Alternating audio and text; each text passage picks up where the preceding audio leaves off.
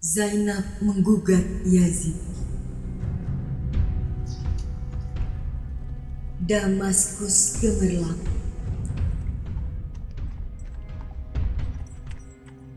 Para penduduk diperintahkan merayakan kedatangan pasukan yang membawa tawanan rombongan putri-putri Nabi Sallallahu Alaihi Wasallam dengan pesta ramah.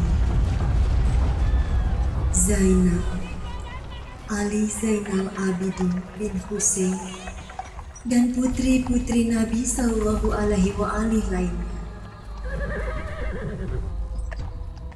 perlahan menyeret gerang lantai yang melingkar di kaki-kaki mereka sambil memasuki gerbang istana Yazid. Segumpal kepedihan menyumbat kerongkongan mereka.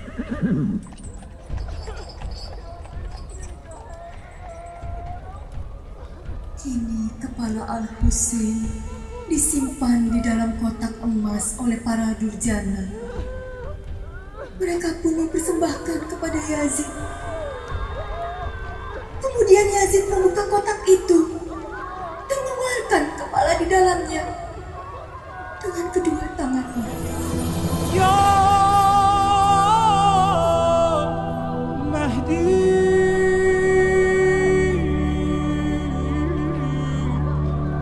Ya Mahdi. Tongkat di genggaman Yazid kini mengarah ke wajah suci yang dipisahkan dari badannya itu. Perlahan Yazid membuka bibir yang sering dikecup Nabi itu dengan ujung tongkatnya. Setelah itu, Yazid menyodok-nyodokkan ujung tongkatnya ke gigi depan kepala itu. Semakin lama, semakin keras. Kemudian ia berhenti sejenak, memandangi seluruh tawanan di hadapannya. Melihat tawanannya meronta-ronta, Yazid semakin menggila. Dia mengorek-ngorekkan ujung tongkatnya ke gigi depan putra Ali. Seorang putri Imam Husain berkata sambil terisak, "Hentikan! Hentikan!" Jerit wanita semakin keras ketika Yazid memukulkan tongkatnya dengan keras tepat mengenai mulut cucu Nabi.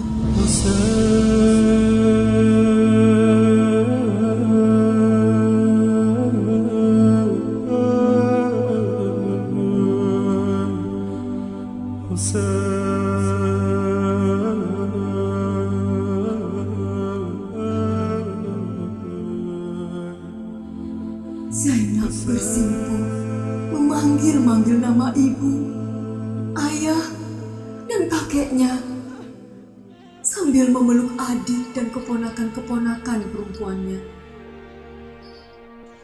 Wahai Husain, wahai kekasih Rasulullah, wahai putra Mekah dan Mina, wahai putra Fatimah Zahra, wahai putra Muhammad Mustafa. Kemudian Yazid berteriak menghina putra Al-Husain. Saksikanlah apa yang telah dilakukan Allah atas ayahmu itu. Putra Al-Husain menjawab, Aku hanya melihat ketetapan Allah yang telah terjadi. Yazid membentak pemuda itu. Semua musibah yang menimpamu disebabkan oleh keinginanmu sendiri. Keturunan Nabi Sallallahu Alaihi Wasallam itu pun menjawab dengan lantang, Semua yang menimpa manusia di bumi, bahkan terhadapmu, telah ditetapkan di dalam kitab sebelumnya. Sesungguhnya hal itu sangat mudah bagi Allah, agar manusia tidak putus asa karena kehilangan sesuatu yang dia peroleh. Paras wajah pemuda putra Al-Husain itu memerah. Dia menatap tajam Yazid, laksana singa di padang pasir. Apa yang engkau akan katakan kepada Rasulullah sallallahu alaihi wa alihi ketika melihatku dalam keadaan seperti ini? Teriak putra Al-Husain. Kami pasti mengadu kepada Rasulullah, kakek kami, bahwa engkau telah menodai kehormatan itrahnya, ahlul baitnya. Cukuplah Allah sebagai hakim bagimu, Muhammad sebagai jaksa penuntutmu, dan Jibril sebagai saksi atas kejahatanmu ini. Sekarang kamu berkuasa dan leluasa berbuat zalim, menindas semua manusia. Saksikanlah kelak pembalasannya, hai musuh Allah. Tiba-tiba suasana menjadi hening. Kemudian Zainab bersuara lantang di hadapan Yazid dan semua halayak itu. Hai Yazid, apakah kamu menganggap dengan mengarak kami dari ujung dunia sampai ujung langit dan menjadikan kami tawanan sebagaimana tawanan perang, bahwa kamu akan selamat dari azab Allah? Pelecehan dan penghinaanmu ini semakin memuliakan kami di hadapan Allah. Allah mengetahui siapa dirimu yang telah memutarbalikkan kebenaran di mata kaum muslimin. Tiada yang terucap olehmu kecuali dusta. Tiada hari-harimu kecuali celaka. Tiada hartamu kecuali segera sirna ketika tiba harinya penyeru berkata, kecuali kutukan laknat Allah atas orang-orang yang berbuat zalim. Mendengar ucapan Zainab yang tajam, fasih, tegas, dan syarat dengan ilmu ilahiyah, Yazid merasa hina dibuatnya. Kini Yazid benar-benar merasakan bahwa Al-Husain belum terbunuh. Dia mendengar lagi suara Al-Husain dari bibir Zainab. Seolah pertemuannya dengan Zainab yang berlangsung kali ini adalah perang yang dia letuskannya di padang Karbala beberapa waktu lalu. Padahal dirinya kini berada di kota Damaskus. Yazid merasa menyesal karena dia masih menyisahkan keluarga Nabi. Setelah Sayyidah Zainab selesai pidato panjang lebar di hadapan Yazid, sekarang giliran Ali Zainal Abidin untuk membungkam kejahatan Yazid, putra Muawiyah itu. Kemudian Ali Zainal Abidin berbicara dengan suara lantang. Wahai manusia, aku akan ingatkan kalian akan dunia beserta isi-isinya. Sungguh dunia adalah negeri yang akan hilang, dan penghuninya akan berpindah dari satu negeri menuju negeri yang lain. Sungguh dunia telah memusnahkan abad-abad yang lampau dan umat-umat sebelumnya. Mereka memiliki umur yang lebih panjang dari kalian dan lebih banyak harta peninggalannya. Zaman telah membuat mereka punah, lalu memenuhi mereka dengan ular dan serangga. Dunia telah membuat mereka punah, seolah-olah mereka tidak pernah menjadi keluarga maupun penghuninya. Tanah telah memakan mereka dan menghilangkan keindahannya. mencerai-beraikan sendi-sendi dan watak mereka dan merubah warna mereka. Zaman telah melumat habis mereka. Apakah kalian akan tenang dengan kekekalan kalian setelah apa yang terjadi pada mereka? Sungguh amat jauh. Kelak kalian akan menyusul mereka. Perbaikilah sisa umur kalian dengan amal perbuatan yang baik. Seolah-olah aku melihat kalian telah berpindah dari istana-istana kalian menuju kubur-kubur kalian dalam keadaan takut dan tidak menyenangkan. Demi Allah, betapa banyak dari luka dan yang semakin bertambah parah, di mana penyesalan tidak berguna dan yang zalim tidak mendapat pertolongan. Mereka telah mendapat apa yang mereka perbuat dan telah dihadirkan bekal-bekal mereka selama di dunia. Dan mereka telah mendapatkan apa-apa yang mereka kerjakan hadir di hadapannya, dan Tuhanmu sesekali tidak akan berbuat zalim kepada siapapun. Dan mereka kesepian di tempat yang penuh dengan kesulitan dan merasa sunyi di perkemahan orang-orang mati yang menunggu datangnya teriakan hari kiamat. Dan tibanya hari yang penuh musibah untuk kemudian dia membalas siapa yang berbuat buruk dan memberikan pahala kepada siapa yang berbuat baik. Wahai manusia, Allah telah memberikan kami 6 karunia dan telah mengutamakan kami dengan 7 keutamaan. Kami telah diberi karunia pengetahuan, ketabahan, kemurahan hati, kebesaran hati, kefasihan, keberanian dan cinta di hati orang-orang yang beriman.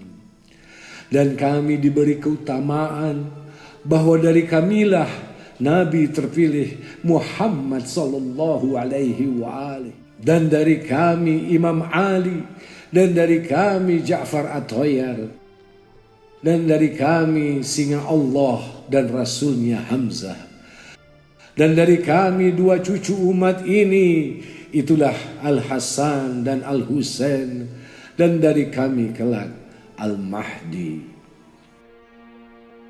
Siapa yang pernah mengenalku, maka ia telah mengenalku. Bagi mereka yang belum mengenalku, aku akan mengenalkan diri dengan menyebut keluarga dan nasabku. Wahai manusia, akulah putra Makkah dan Minah. Akulah putra Zamzam dan Safa. Akulah putra seorang yang telah mengangkat Hajar Aswad dengan ujung jubahnya. Akulah putra dari orang yang paling baik dalam berbusana dan bersorban. Akulah putra dari orang yang paling baik bersandal dan bertelanjang kaki. Akulah putra dari orang yang paling baik melakukan tawaf dan sa'i. Akulah putra dari orang yang paling baik dalam mengerjakan haji dan bertalbiyah. Akulah putra dari orang yang dinaikkan dengan burak di angkasa. Akulah putra yang telah diperjalankan dari Masjidil Haram ke Masjidil Aqsa. Akulah putra orang yang telah dibawa oleh Jibril ke Sidratul Muntaha. Akulah putra seorang yang telah mencapai batas kedekatan keberadaan Tuhannya. Akulah putra dari seorang yang para malaikat di langit bersolawat untuknya. Akulah putra dari seorang yang Allah telah menurunkan wahyu atasnya. Akulah putra Muhammad Al-Mustafa dan Ali Al-Murtada. Akulah putra dari orang yang memukul batang hidung orang yang kafir sampai mereka mengucapkan La ilaha illallah. Akulah putra dari seorang yang berperang di samping Nabi dengan 2 pedang, yang menikam dengan 2 tombak, yang berhijrah 2 kali, dan yang mengambil sumpah setia baiat 2 kali, yang berturut-turut berperang pada waktu perang Badar dan Hunain, dan tidak pernah kafir kepada Allah walaupun sekejap mata. Aku putra seorang yang soleh, yang mukmin, dan putra pelanjut para nabi penghancur berhala dan lebah jantan kaum muslimin. Cahaya para mujahidin, hiasan bagi orang yang menangis karena takut kepada Allah, yang paling tekun beribadahnya, dan orang yang paling sabar di antara orang-orang yang sabar, yang paling utama dalam sholatnya dari keluarga Toha dan Yasin Rasul Tuhan seluruh alam. Akulah putra dari seorang yang didukung oleh Jibril dan dibantu oleh Mikhail. Akulah putra orang yang membela kehormatan Islam dan yang memerangi Al-Marikun, Al-Nakithun, dan Al-Qasitun, dan yang memerangi musuh-musuhnya para perampas hak, dan yang paling mulia dari seluruh keturunan Quraisy, yang pertama dari kaum mukminin yang menjawab panggilan Allah dan Rasulnya, yang pertama masuk Islam dan yang merobohkan musuh-musuh Allah, serta menghancurkan kaum musyrikin dengan panah Allah yang diarahkan kepada kaum munafikin. Lisan hikmah kaum ahli ibadah, penolong agama Allah dan pengemban perintahnya, taman kebijaksanaan dan pembawa pengetahuan tentang Allah, berani penuh kasih sayang, baik sifatnya, ceria, cerdas, singa yang selalu reda. Pemberani, sabar, selalu melaksanakan puasa, suci dari segala dosa dan melakukan banyak sholat, memotong tali keturunan musuh Allah dan mencerai beraikan kelompok musuhnya. Pewaris 2 Masy'ar, yaitu Arafah dan Muzdalifah, ayah dari Al-Hasan dan Al-Husain. Itulah kakekku Ali bin Abi Thalib. Akulah putra Fatimah Az-Zahra, penghulu kaum wanita. Aku adalah putra Khadijatul Kubra. Akulah putra dari orang yang terbunuh secara zalim. Akulah putra yang kepalanya terpenggal dari tengkuknya. Akulah putra orang yang kehausan hingga syahid. Akulah putra seorang yang terkapar di padang Karbala. Akulah putra yang terampas sorban dan jubahnya. Akulah putra orang yang malaikat di langit menangisi. Akulah putra orang yang golongan jin dan burung-burung meratapi. Akulah putra kepala yang ditancapkan pada ujung tombak untuk dihadiahkan. Akulah putra dari orang yang wanita-wanitanya dibawa dari Irak hingga Syam sebagai tawanan. Dan beliau terus meneruskan khotbahnya sampai kerumunan massa di sekitar menangis dan meratap. Pidato Ali Zainal Abidin di depan masyarakat dan tokoh-tokoh Syam tersebut telah merusak rencana kejahatan Yazid pada Ahlul Bait Nabi. Yazid pun merasa takut akan fitnah, maka dia memerintahkan muazin untuk memotong khotbahnya dengan azan. Ketika muazin mengumandangkan azan, Allahu Akbar, berkata Ali Zainal Abidin, tidak ada yang lebih besar dari Allah. Ketika muazin sampai pada kalimat Asyhadu an la ilaha illallah, berkata Ali Zainal Abidin, tidak ada yang lebih besar dari Allah. Rambutku, kulitku, tulangku, dagingku, serta darahku turut bersaksi keesaannya. Ketika muazin sampai pada kalimat Aku bersaksi bahwa Muhammad adalah utusan Allah. Dari atas mimbar, beliau menoleh ke arah Yazid seraya berkata, Wahai Yazid, Muhammad itu kakekku atau kakekmu? Ketika engkau mengaku bahwa dia Muhammad adalah kakekmu, maka engkau telah berdusta dan menjadi kafir. Dan ketika engkau mengakui sebagai kakekku, lalu mengapa engkau bantai keluarganya? Kemudian Ali Zainal Abidin turun dari mimbar. Kerumunan massa di dalam masjid berhamburan dan mendekat ke arah Ali Zainal Abidin. Ketika Yazid takut peristiwa ini akan menjadi fitnah dan hilangnya dukungan untuknya, maka ia pun mempercepat jadwal Ali Zainal Abidin beserta keluarganya dari Syam menuju kampung halaman dan menempatkan mereka sesuai yang diinginkan mereka,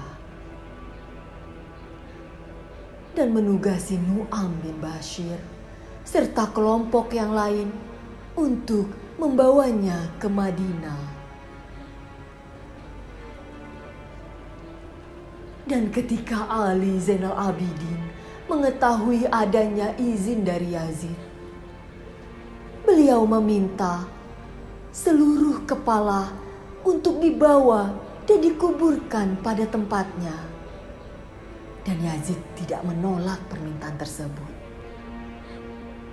lalu memberikan kepala suci Al-Husain beserta kepala keluarga dan sahabatnya yang lain, kemudian menyatukan dengan badannya.